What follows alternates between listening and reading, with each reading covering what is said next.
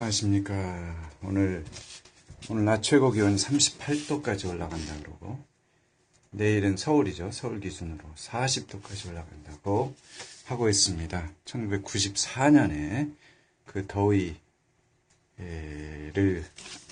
깨는 그런 기록적인 더위가 오지 않을까. 그런데 저는 그런 어떤 이런 더위가 주어진 것은 우리가 알 수 없는 어떤 요인에 의해서 불가피하게 주어지는 것이라고 봐요.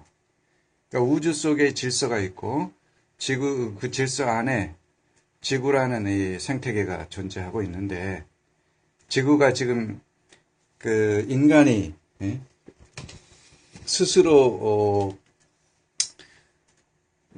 이 탐심, 욕심이 굉장히 커져서 이산화탄소를 많이 배출하고 이 지구의 이 대기 구조가 불안정해지고, 그것을 하나님이 이제 교정해서 평형 상태를 회복하고자 하시는 과정에서 이런 기상이변들이 나타난다, 저는 그렇게 생각해요. 만약 평상시대로 그대로 내버려 둔다면 아마 지구는 거의 숨쉬기 힘든, 또는 굉장히 살기에 고통스러운 곳이 되지 않았을까, 이렇게 생각해 봐요.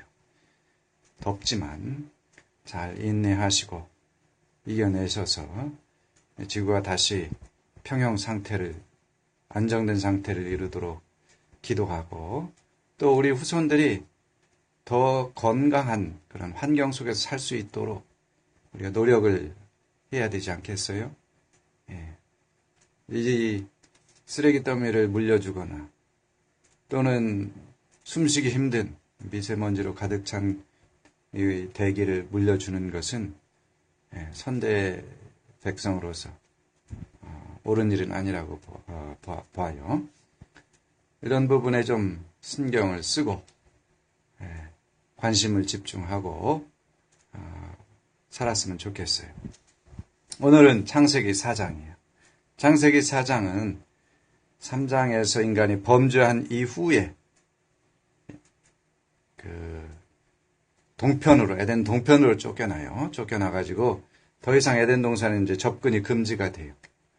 에덴 동산에 있는 생명나무 실과를 먹고, 만약에 영원한 생명의 세계에 들어가면 그 범죄하여서 고통받는 상태로 영원히 사는 것은 그거야말로 인간에게 있어서 어마어마한 형벌이에요. 그리고 인간이 그것을 감당하기에는 너무 연약해요. 하나님이 그래서 에덴 동산에서 내보내셨어요. 그리고 이제 하나님과 분리된 상태에서 아담이 살아갑니다. 1절 보시죠. 아담이 그의 아내 하와와 동침하매 하와가 임신하여 가인을 낳고 이르되 내가 여호와로 말미암아 득남하였다 하니라. 자, 이 부분을 보면 아담이 이제 이 여호와 하나님에 대한 인식이 사라지지는 않았어요. 사라지지는 않고 인식을 갖고 있었고, 첫 아들을 낳았을 때에 이제 이 아들의 이름을 가인이라 했는데, 그게 내가 여호와로 말미암아 득남하였다 하는 뜻이에요. 하나님 때문에 내가 내 자녀를 얻었다. 그래서 하나님께 대한 어떤 감사의 뜻이 담겨져 있다고 할 수 있어요. 2절은 그가 또 가인의 아벨을 낳았는데 아벨은 양치는 자였고 가인은 농사하는 자였더라. 그래서 이제 둘째 아들이 나왔는데 이제 아벨이에요. 가인의 동생이죠. 네, 가인의 동생은 이제 목동에 대해서 양을 치고 가인은 농사를 하였어요. 이제 세월이 지난 후에 가인은 땅의 소산으로 제물을 삼아서 여호와께 드렸다. 여기서 이제 제사를 드리는 제사의 제도가 나오죠. 어느 정도 세월이 지났어요. 근데 가인도 땅에 소산이 있었을 것이고, 아벨도 아벨은 이제 양을 치면서 가축들이 있었을 텐데, 이제 그것을 제물로 삼아서 제사를 드리는 시대로 접어들어요. 이 제사라고 하는 것은요, 인간이 온전하지 않기 때문에 불완전한 인간이 완전한 인간과 관계를 맺어가는 과정, 또는 불완전한 인간이 또는 죄인인 인간이 이제 죄 없는 온전하신 하나님을 기억하는 과정이라고 할 수 있어요. 그러니까 죄 없는 하나님, 이 창조주 하나님, 거룩하신 하나님은, 이 거룩이라고 하는 것은 죄와 양립할 수가 없어요. 그러니까 인간에게 죄가 있을 때에는 인간이 하나님과 교제하거나 만날 수가 없는 거죠. 그래서 제물을 가지고서 이제 이 제물의 희생을 통해서 하나님을 만나는 그런 원시적인 제사법이 도입이 되고, 나중에 이제 출애굽기에서 율법의 형태로 이제 제사법이 구체화됩니다. 기본적인 생각은 이거예요. 자, 가인은 땅의 소산으로 제물을 삼았고, 아벨은 양의 첫 새끼와 그 기름으로 드렸다. 이렇게. 물론 그 뒤에 여호와께서 아벨과 그의 제물은 받으셨으나 가인과 그의 제물은 받지 아니하신지라, 이렇게 평가하고 있는데 여러 가지 견해가 있어요. 저의 생각을 말씀드리자면, 첫째, 가인은 이 땅의 소산은요, 제사를 드려도 곡식을 제사로 드리잖아요. 그 곡식을 인간이 그대로 먹을 수 있어요. 손해가 없어요. 인간에게 어떤 손실이나 손해가 없어요. 그저 하나님께 드렸다 하는 어떤 절차를 하나 더 밟은 거일 뿐이에요. 근데 아벨이 드린 양의 첫 새끼는요, 이게 살아있는 채로 드렸다가 다시 살아있는 채로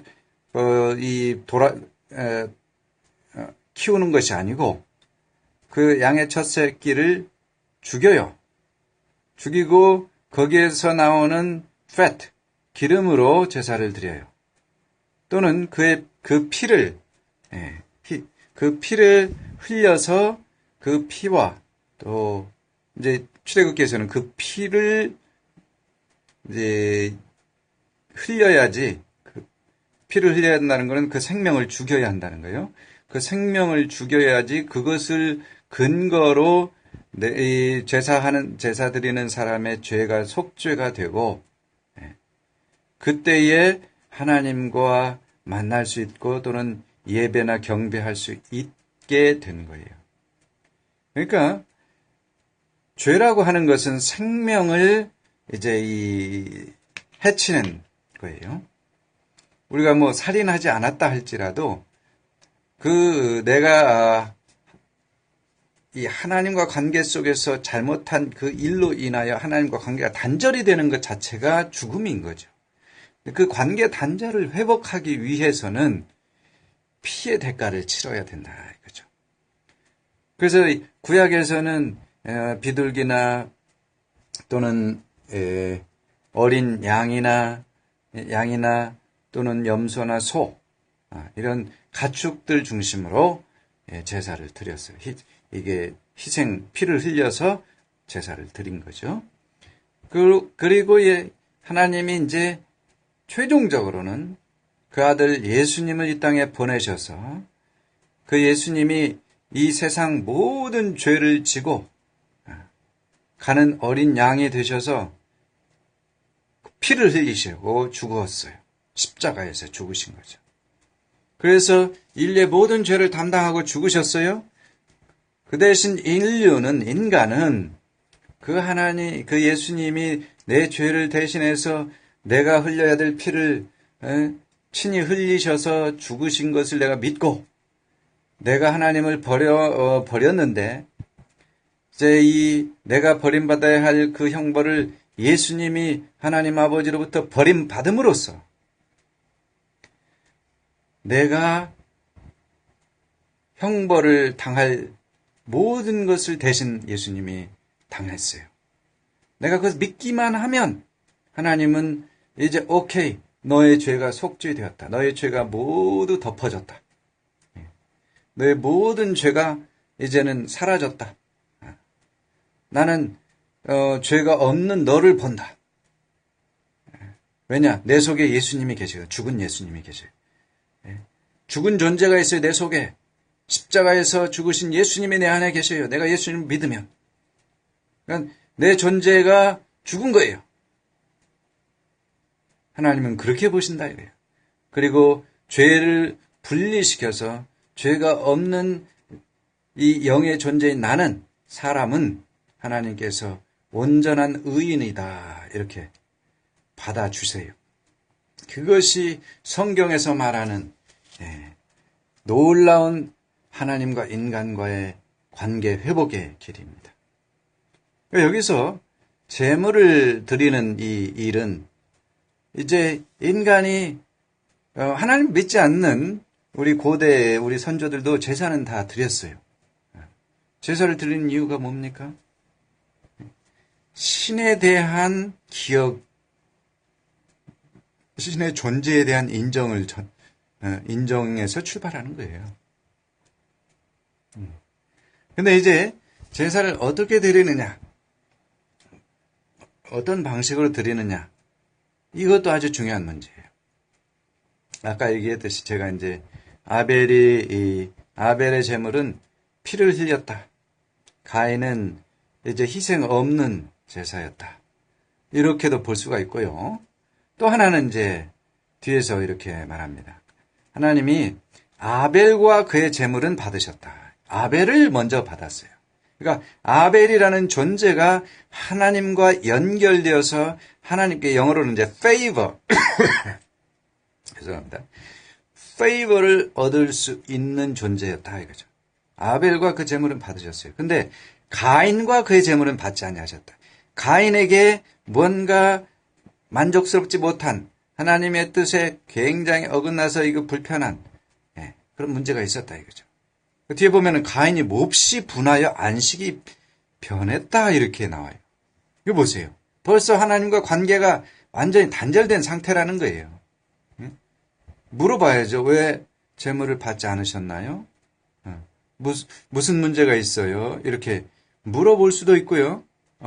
자기가 그것을 통해서 잘못을 인정하고, 내가 죄송해, 나 이런 부분에서 문제가 있었어요 라고 자기를 고칠 수도 있어요. 근데 가인은 몹시 분해가지고, 분했다고 하는 거는요, 서로 동등한 입장이다라는 것을 전제로 하고 있어요. 하나님께 제물은 드렸는데 하나님이나 나나 동등하다, 이런 것을 전제로 하는 행동이에요. 오늘날 수많은 사람들이 하나님과 동등하다, 또는 하나님을 오히려 더 이렇게 깔보고 낮춰보고 그런 사람들 많죠. 가인이 몹시 분하고 안색이 변해가지고 울그락 불그락, 아이고 그냥 분기탱천했어요. 어찌 보면 오늘날에도 이런 가인과 같은 사람들이 세상에는 너무 많아요. 안타까워요. 왜냐? 제가 오늘도 공기로 숨을 쉬어요. 물론 뜨거운 공기는 이제 평상시보다는 더운 공기지만, 공기를 만드신 분이 누구냐? 저절로 생겼나? 과연 저절로 생겼을까요? 하나님은 공기를 만드시고 인간에게 공급을 하시는데 전혀 대가를 요구하지 않으시고 평생 동안 숨쉴 공기를 공급하세요. 특허료, 사용료 전혀 청구하지 않으세요. 물과 햇빛과 흙과 흙 속에서 나오는 모든 양식들이 그래요. 그런 것을 우리는 인식하지 못하기 때문에, 저절로 왔다고 생각하기 때문에, 누구 만든 사람 없고 지가 저절로 다 생겼다. 도대체 그 엄청나게 놀라운 생명체가, 식물도 그렇고요, 동물도 그렇고 저절로 생겼다고 생각하는 것이 저는 이해가 안 돼요. 진화했다고 수천만 년, 수억 년 검증할 수도 없고 확인할 수도 없는 그런 변화 절차가 있었다고 생각하고 있는데 저는 의문이 너무 커요. 그래서 하나님을 인정하지 않는 이런 사고, 하나님을 거부하는 이런 그 시스템 속에서 자라는 사람들이 하나님에 대해서 분노해요. 하나님에 대해서 화가 많아요. 날씨가 뜨겁잖아요. 하나님 인정하지 않는 사람도 도대체 신을 욕해요. 왜 이렇게 뜨겁게 만들었냐. 비가 많이 와요. 뜨거워가지고 이제 식히기 위해서는 또 비를 많이 내려줘요. 그럼 어느 지역에서 인간이 관리를 잘 못한 어느 지역에서는 홍수가 나요. 그러면은 또 홍수가 났다고 또 하늘을 향해서 삿대질해요. 이것이 범죄한 인간의 모습이요 타락한 인간의 모습입니다. 여호와께서 그러나 하나님은 항상 너무너무 인자하세요. 왜냐하면 하나님에게는 능히 죽일 권능이 있어요. 그러나 결코 직접 형벌을 가하지 않으세요. 먼저 물어보세요. 변화를 회개하고 돌이키기를 원하세요. 하나님이 인간을 만든 목적은 뭐냐? 하나님과 더불어서 인간이 살아가는 것. 서로 교제하면서 사랑의 교제 안에서 살기 위해서 만드셨기 때문이에요. 6절에서 여호와께서 가인에게 이르시되 네가 분하여 함은 어찌 됨이며 안색이 변하면 어찌 됨이냐. 왜 분하고 왜 울그락불그락 안색이 변하느냐. 만약 내가 선을 행하면 어찌 낯을 들지 못하겠느냐. 아주 낯을 들지는 못하면서 이 고개를 쳐박고 아주 이를 악물고 이 분을 참고 있는 모습이죠. 네가 선을 행하지 아니하면 죄가 문에 엎드려 있느니라. 죄가 너를 원하나 너는 죄를 다스릴지니라. 여기에서 이제 선에 대한 이야기가 나와요. 선에 대해 선과 죄. 선과 악이라고 보통 말하는데 여기서는 죄라고 되어 있어요. 자, 선이 무엇입니까? 얼마 전에 창세기 3장에서 그런 부분을 조금 언급은 했어요. 선이라고 하는 것은 여러 가지 정의가 있습니다. 그러나 이제 이 1단계, 가장 낮은 단계에서 선은 무엇이냐? 이거는 거의 모든 인간이 공통적으로 갖고 있어요. 나한테 유익이 되면 선이고 나한테 손해가 되고 불리하면 악이다 또는 죄다 이렇게 생각해요. 심지어는요. 사람을 죽여도 또는 사람이 죽어도 나한테 그것이 유익이 되면 선이에요. 좋은 일이에요. 잘 됐어요. 하나님의 뜻이에요. 그런데 아무리 다른 사람들이 희생을 통해서 또는 나의 희생을 통해서 거룩한 목적, 사회 공동체에게 좋은 영향력을 끼친 좋은 일이 있다 할지라도 나한테 유익이 되지 않으면 나한테 불리해지고 나한테 손해가 되면 악이에요. 대표적인 게 미국에서는 농담 삼아서 텍스죠. 이제 세금. 세금 올라가면 그건 악이에요. 악. 기본적으로. 근데 모든 사람이 그런 건 아니에요. 가끔씩 이제 이 워런 버핏 같은 분은 상속세를 폐지하면 안 된다. 이렇게 얘기하기는 해요. 뭐 충분하죠. 그분 같은 경우는 먹고 살만한데 여유가 있을 수 있죠. 조금 그나마 그것도 굉장한 어떤 우리 입장에서 보통 사람들의 입장에서 보면은 굉장한 생각인데 그러나 예외적인 케이스예요. 그러나 보통 사람들은 나한테 이제 우리말로 내로남불이에요. 내가 하면 로맨스, 남이 하면 불륜이에요. 내가 하면 좋은 행동, 남이 하면 나쁜 행동이에요. 똑같아요. 행동 자체는. 근데 이제 두 번째 단계로 올라가면 어떤 공동체 내에서 규범이 생겨요. 도덕이나 윤리적인 규범이 생기고 그 중에서 가장 최소화해서 강제해야 될 부분은 법으로 규정을 만들어요. 그래서 어떤 사람은 법을 지키면 선이고 법을 어기면 악이다. 조금 더 이제 수준이 높은 사람은 야, 법 정도 가지고 되겠냐? 예? 도덕적인 수준에서 예, 사회 통념상 도덕을 지키면 선이고 네가 법을 지켰다 할지라도 도덕이나 윤리적인 차원까지 충분히 고려하지 않는 행동을 했다면 그 악이다. 이렇게 생각하는 사람도 있습니다. 근데 이것도 굉장히 상대적이에요. 우선은 사람들의 생각이, 사고 방식이 상대적이에요. 나라마다도 다를 수도 있고. 예를 들면, 아브라함 시대, 다윗 시대 이런 때는요, 남자가 여러 여자를 아내로 맞이해서 사는 것이 상관없는, 문제 없는 일이었어요. 지금은 어때요? 일부 일처제죠. 그거 안 된다. 지금 일부 다처했다가는 범죄자가 돼요. 이런 상대적 시대마다 또는 지역마다 그 상황마다 상대성이 있습니다. 그러나 성경에서 말하는 선은 하나님이 기준이 돼요. 하나님은 온 우주 만물을 만드시고 이 우주 만물을 최상의 상태로 유지하고자 하시는 질서와 조화의 하나님이에요.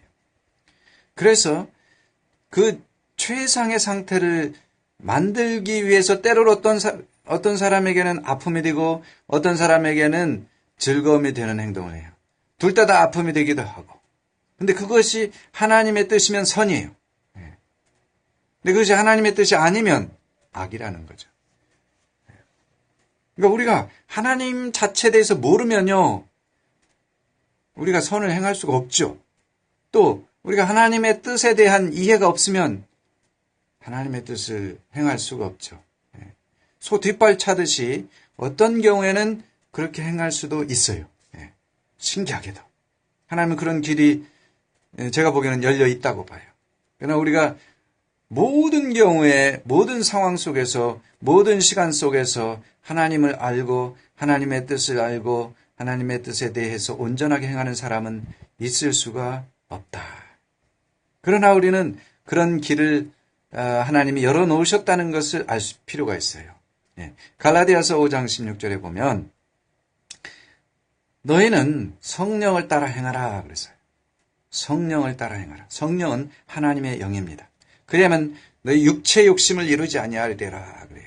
육체 욕심이라고 하는 것은 인간의 기준에 의해서 살아가는 방식이에요. 그러나 하나님의 기준으로 살아가는 것은 성령을 따라 살아가는 것이에요. 성령님은 우리가 예수님을 믿을 때에 우리 속에 오세요. 우리 마음속에 오시고 우리 몸에 거하세요. 우리 몸이 성령의 전이다라고 고린도후서에서는 기록하고 있거든요. 그러니까 우리 속에 내가 예수님을 믿고 그리스도로 고백하면 성령님이 내 안에 오시는데 그 성령님에게 귀를 기울여서 성령님과 친하게 지내면 성령님만 따라다닐 수 있어요. 성령님을 따라다녀야 돼요. 매일 아침 일어나서 성령님 오늘 하루의 삶을 인도해 주십시오. 내가 잘못된 선택을 할 경우에는 막아주시고 통제해 주시고 저에게 바른 길로 갈 수 있도록 인도해 주세요. 기도하면서 매일 삶에 살아가면 온전한 인간은 없습니다. 그러나 적어도 우리가 마음속에서 그런 의지를 갖고 분명한 뜻을 정하고 살아가고자 하면 성령님께서 하나님의 뜻을 우리에게 온전히 드러내 주세요. 참 빛이신 예수님께서 우리에게 그 빛을 비춰 주셔서 우리가 보이지 않는 영의 눈으로 영적인 감각으로 하나님의 뜻을 발견할 수 있게 하세요. 선택의 기로에서도 마찬가지고 어떤 길을 가야 할 것인가, 어떤 길이 하나님의 뜻인가. 어떤 경우는 모든 것이 하나님의 뜻일 수가 있어요. 내가 자유롭게 선택하면 돼요. 어떤 경우에는 딱 한 가지만, 한 길만 하나님의 뜻일 수 있어요. 그 길을 성령님께서 우리에게 열어주시고자 해요. 내가 행하고자 하고, 내가 순종하고자 하고, 내가 들을 수 있는 준비가 되면 하나님은 그 길을 열어주세요. 근데 만약 준비가 되지 않았는데 열어줬을 때에 문제가 생기는 경우 하나님은 기다리시죠. 성령님은 기다리세요. 이와 같이 우리가 선을 행한다고 하는 것은 하나님과의 관계가 회복이 되는 과정 속에서 살아간다는 거예요. 어떻게 하나님과 관계가 회복이 될 수 있을까요? 우리가 매일매일 잘못을 하는데, 매일매일 밤에 잘 때나 아침에 일어날 때 예수님의 십자가를 그저 마음속에 묵상하고 기억해요. 아, 내가 예수님의 십자가에 달려가서 예수님과 함께 연합해서 죽고 다시 살아서 성령님과 더불어서 살아가는, 그리스도와 함께 살아가는 삶을 매일매일 살아가는 그런 사람이 주님과 동행하고 하나님이 나와 함께 하신다는 것을 내가 인식할 수 있게 돼요. 하나님은요, 인간과 모든 상황, 모든 시간 속에서 함께 하세요. 다만 우리가 인식을 못한다. 닫혀져 있거나 우리가 갇혀서 살기 때문에 그렇다. 그러나 성령님은 우리의 마음에 빛을 비추고, 예수님은 우리의 참 빛을 비추시고, 성령님은 하나님의 뜻을 끊임없이 전달하세요. 우리가 그것을 매일매일 받기를 바랍니다. 자, 이제 이 비극이 일어나요. 가인이 그의 아우 아벨에게 말해요. 그들이 들에 있을 때에 가인이 그의 아우 아벨을 쳐 죽여요. 이 살인사건인데, 인류 최초의 살인사건인데, 본질은 어디 있느냐? 하나님의 생명과 분리된 가인. 하나님과 관계가 단절돼서 하나님을 향하여 분노하고 울그락 푸르락 이를 악물고 화를 내는 가인이 자기 스스로를 통제하거나 관리할 수가 없어요. 어둠의 세력인 마귀에게 그대로 붙잡혀서 마귀가 끌고 다니는 대로 갈 수밖에 없어요. 그런데 그 자신이 그것도 인식도 못해요. 자기가 잘못하고 있다는 것도 인식도 못해요. 언제 인식하느냐? 나중에 그 범한 죄로 인해서 형벌이 가해질 때에. 너무너무 고통스러우니까 두 손 들잖아요. 나중에 가인이. 인간이 이런 존재예요. 행동으로 나타나는 것은요, 먼저 그 전조 현상이 뭐냐? 마음의 생각, 마음에서부터 결정이 돼요. 이미 그 마음에서 하나님과 단절이 되면요, 뿌리가 썩은 나무와 같아요. 언젠가는 열매가 썩어요. 줄기가 썩고 이파리가 마르고 열매가 썩습니다. 우리는 뿌리가 온전히 하나님과 연결되도록, 하나님께 뿌리를 내리도록 본질적인 노력을 기울여야 돼요. 증상을 어떻게 조금 바꿔보려고 애를 쓰는 것은 어리석은 것이에요. 단기적인 것이 조금은 할 수 있어요. 폐암으로 거의 이제 죽어가는 사람이 기침이 심하죠. 그러니까 기침이 심하다고 기침을 멈추는 약만 먹고 기침이 잠시 멈추니까 나았다 이렇게 생각하면 어떻게 돼요? 조금 있으면 다시 기침을 하게 되고 죽게 되죠. 폐암을 치료해야 되는 거예요. 인간이 겉으로 드러난 이 현상을 바꾸고자 할 때에는요, 큰 문제가 바로 생겨요. 잠시 막을 수는 있어도, 잠시 증상을 없앨 수는 있어도 근본이 치유가 되지 않으면 다시 재발이 돼요. 하나님은 이런 인생을 향해서 굉장히 섬세하고 사랑으로 돌보세요. 아벨을 쳐 죽인 가인을 하나님이 보시지 않으셨겠어요? 그럼 어떤 사람은 그래요. 그러면 가인이 죽이지 못하도록 막지 왜 기다리셨나요? 하나님은 또 그런 존재가 아니세요. 하나님은요, 인간 사회에 대해서 인간의 결정을 존중하시는 분이에요. 인간에게 자유의지를 주셨어요. 심지어는 하나님을 배반할 수 있는 자유의지를 주셨어요. 그 말은 성경에서 일어나는 모든 일에 대한 자유의지를 주신 거예요. 사람을 죽이는 거, 몰살시키는 거, 이거 다 성경에 보면 아주 희한한 엽기적인 살인사건도 많아요. 근데 하나님은 그것에 대해서 일일이 간섭하고 조종하고 그러지 않아요. 인간을 로봇으로 만들지 않으시고 하나님의 형상, 자유와 자율을 기본적으로 누릴 수 있는 존재로 만드셨기 때문이에요. 그러나 그 자유와 자율에는 책임이 따르죠. 책임을 져야 돼요. 여호와께서 가인에게 이르시되 9절에요. 내 아우 아벨이 어디 있느냐? 그가 이르되 내가 알지 못하나이다. 내가 내 아우를 지키는 자니까. 거짓말하고 오히려 방귀낀 놈이 성질을 내고 있어요. 내가 아우를 지키는 자입니까? 그래서 들판에서 쳐 죽였죠. 이것이 하나님을 떠난 인간의 본질이에요. 하나님은 그 자리에서 가인을 쳐 죽이지 않으시고 물으세요. 내가 무엇을 하였느냐? 아까는요, 내 아벨이 어디 있느냐? 이 말에 대해서 가인이 정상적인 답변은 뭐예요? 죄송합니다. 죄송합니다. 제가 그를 들판에서 쳐 죽였습니다. 적어도 정직하게 나와야 되는 거예요. 두 번째는 이제 하나님이 네가 무엇을 하였느냐? 너 아우의 핏소리가 땅에서부터 내게 호소하느니라. 이게. 자, 우리 인간은 죽으면 끝이라고 생각하는 어리석은 생각을 갖고 있어요. 죽으면 끝이 아니에요. 그 아우의 핏소리라고 하는 것은 그 아우의 존재, 영의 존재, 인간은 육신은 죽었어요. 그러나 영의 존재는 지속적으로 살아 있어요. 그 핏소리라고 하는 것은, 피라고 하는 것은 생명이에요. 피는 생명입니다. 생명의 소리가 땅에서부터 내게 호소한다 이거예요. 아벨의 영이 땅에서부터 하나님께 호소한다 이거예요. 이제 이런 상황이기 때문에 자, 당신이 어떤 범죄에 어떤 일이라도 감출 수 없다. 정직해야 된다는 거죠. 땅이 그 입을 벌려 내 손에서부터 내 아우의 피를 받았은즉 내가 땅에서 저주를 받으리니.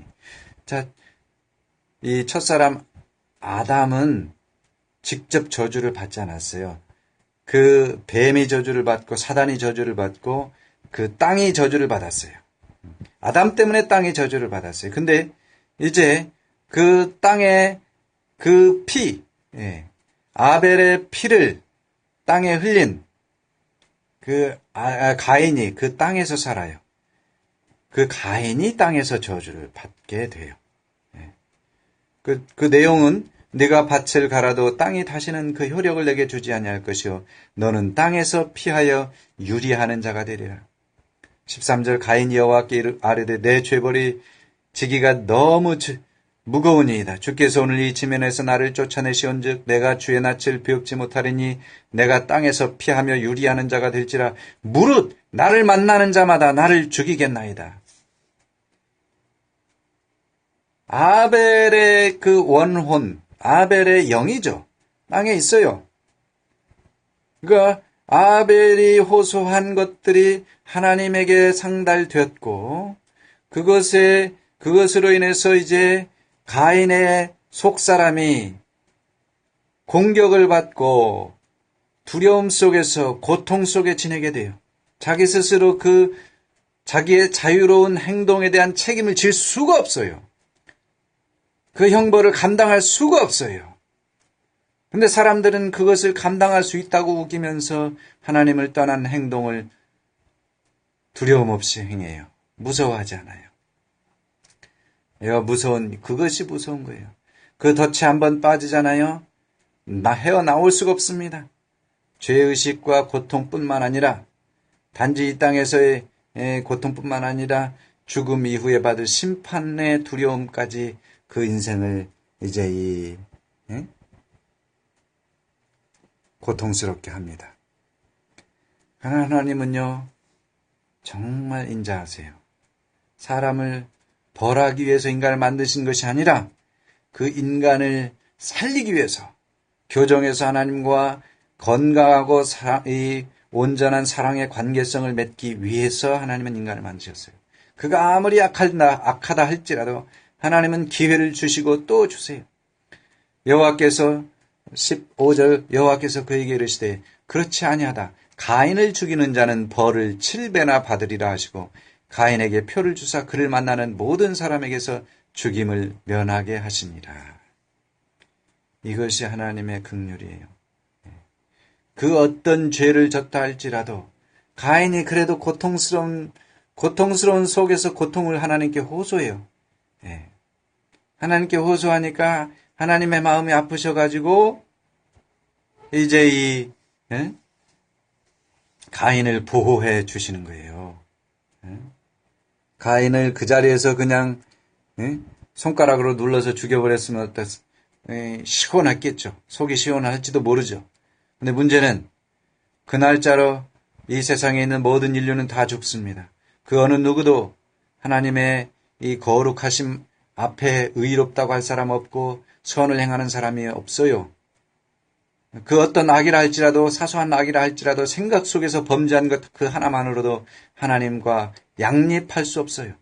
그 죄가 하나님을 고통스럽게 하기 때문에 예, 만약에 하나님이 그냥 죄를 그 자리에서 없애는 방향으로 문제를 해결하셨다면 인류는 금방 그 날짜로 사라지죠. 근데 하나님은 속죄라는 방식으로 구약시대는 양이든 동물의 피를 흘려서 비둘기든 소든 동물의 피를 흘려서 그것으로 속죄 제물로 삼으시고 하나님이 용서하셨고요. 예수님을 세상 죄를 지고 가는 어린 양으로서 십자가에서 피를 흘리게 하심으로써 그 피를 믿는 사람은 누구든지 우리 하나님이 용서하시고 의롭다 하시고 그 피로 모든 죄를 덮어서 제거해버리시고 온전한 사람이라고 인정해줘요. 하나님이 참 놀라우신 분입니다. 가인이 이제 여호와 앞을 떠나서 에덴 동쪽 노 땅에 거주하면서 아내와 동침함에 그가 임신하여 에녹을 낳았어요. 가인이 성을 쌓았어요. 그 성은 이 city 또는 castle인데 이거 도시라고 할 수 있어요. 사람들끼리 모여서 사는 어떤 도시화. 그 아들의 이름으로 성을 이름하여 에녹이라 했어요. 에녹이 이랏을 낳고 이랏은 무후야엘을 낳고 무후야엘은 무드사엘을 낳고 무드사엘은 라멕을 낳았더라. 라멕이 두 아내를 맞이하였으니 하나의 이름은 아다요 하나의 이름은 실라였더라. 아다는 야발을 낳았으니 그는 장막에 거주하며 가축 치는 자의 조상이 되었고 그의 아우의 이름은 유발이니 그는 수금과 퉁소를 잡는 모든 자의 조상이 되었으며 음악가죠. 실라는 두발가인을 낳았으니 그는 구리와 쇠로 여러 가지 기구를 만드는 자예요. 요즘 말로 하면은 이제 2차 산업의 그 발명가들 또는 manufacturers, 블루칼라 이런 사람들이죠. 두발가인의 누이는 나아마였더라. 라멕이 아내들에게 이르되 아다와 실라여 내 목소리를 들으라. 라멕의 아내들이여 내 말을 들으라. 나의 상처로 말미암아 내가 사람을 죽였고 이제 가인의 시대의 범죄함보다 훨씬 더 큰 범죄가 이 라멕의 시대에 벌어지게 돼요. 내가 조금 상처받았다고 이제 사람을 막 죽여요. 내가 상함으로 말미암아 소년을 죽였도다. 예, 지나가던 소년이 돌 가지고 장난하다가 이 라멕을 라멕에게 잘못 맞아가지고 라멕이 약간 상처를 입었나 봐요. 그래서 소년을 죽여버렸어요. 근데 가인을 위하여는 벌이 7배일진데 라멕을 위하여는 벌이 77배이리로다 하였더라. 이 77배는 뭐예요? 내가 내 힘으로 보복하겠다. 보복이라고 하는 것은 계속해서 연쇄 반응을 일으켜요. 연쇄적인 보복이 일어나요. 원수가 되고 원수의 자식이 또 그 자식끼리 또 원수가 되는 비극이 이 세상 역사 가운데 이루어지고 있다는 거예요. 아담이 다시 자기 아내와 동침함에 그가 아들을 낳아 그의 이름을 셋이라 했으니 이는 하나님이 내게 가인이 죽인 아벨 대신에 다른 씨를 주셨다 함이며 셋도 아들을 낳고 그의 이름을 에노스라 하였으며 그때에 사람들이 비로소 여호와 이름을 불렀더라. 참 비극의 시대 한쪽 편에서는 비극이 확대 재생산되고 그 사회는 사람 살만한 곳이 아니에요. 공포의 도시가 되고 사람들끼리도 믿지 못하고 공포스럽게 조심스럽게 살아요. 그러나 하나님은 이제 아벨 대신 셋을 주셔서 그 셋이 아들을 낳고 에노스라 했을 때 사람들이 여호와 이름을 불렀어요. 그 사이에 하나님의 이름은 잊혀진 이름이 되어버린 거죠. 사람들이 하나님 기억하지 않아요. 의도적으로든 어떤 이유로든 기억하기 싫어하고 하나님이라는 것을 이 머릿속에서 마음속에서 부인하고자 해요. 그러나 하나님을 부인한다고 하나님의 존재가 사라지는 게 아니에요. 구름이 햇빛을 가린다고 해가 사라지는 게 아니지요. 우리의 삶에 하나님이 계시고 하나님은 우리가 어떠한 범죄 기록이 있다 할지라도 예수님의 십자가 보혈을 믿으면 삭제해 주세요. 다 제거해 주시고 의롭다고 인정해 주세요. 그 예수님을 통해서 하나님과 바른 관계 회복되시기를 예수님의 이름으로 축원합니다. 다음 기회에 다음번에 뵙겠습니다.